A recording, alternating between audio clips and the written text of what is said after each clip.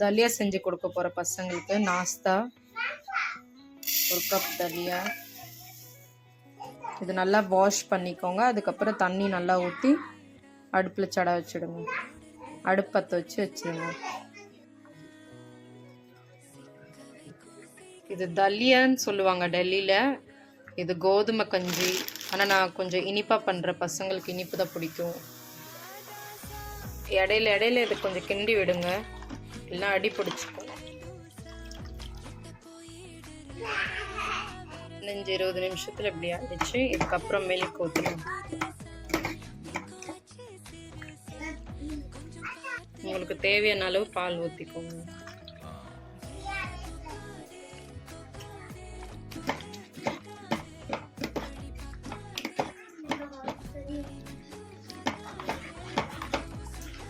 இன்னொரு 1/2 கப் ஊற்றிக்கலாம். பச்சை பால் தான் ஊற்றுற, பேக்கெட் பால். இதுக்கப்புறம் சுகர் போட்டுக்கலாம். உங்களுக்கு எவ்வளோ இனிப்பு தேவையோ அதுக்கேற்ற மாதிரி போட்டுக்கோங்க. நான் இதில் 1.5 போடுவேன்.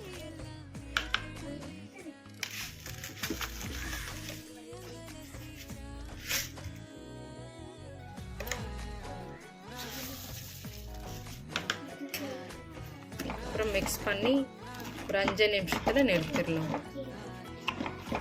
சுகர் கரையணும்ல. பால் கோதுமை கஞ்சி சிம்லே வைங்க.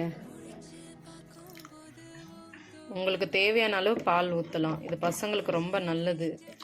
நான் ஒன்று சுகர் இருக்கிறதால கொஞ்சம் அதுதான், பட் இருந்தாலும் இனிப்பாக சாப்பிட்றவங்களுக்கு இனிப்பு. இந்த கோதுமை அரிசி வச்சு நீங்கள் உப்புமாவும் செஞ்சு சாப்பிட்லாம். ஆனால் இது பசங்களுக்கு ரொம்ப பிடிக்கும். செஞ்சு கொடுங்க, நல்லது உடம்புக்கு. கொஞ்சம் தண்ணியாகவே வைங்க, கொஞ்ச நேரத்தில் இது கட்டி ஆகிடும். மீடியமாக இப்படி ஸ்பூனில் சாப்பிட்ற அளவுக்கு கொஞ்சம்.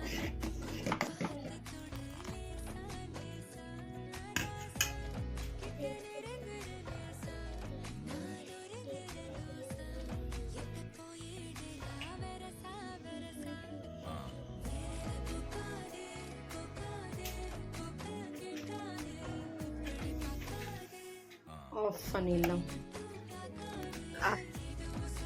நல்லா இருக்கா? சூப்பர் சொல்லு. Super super. திவ்யாக்கு. திவ்யா உனக்கு கட்ட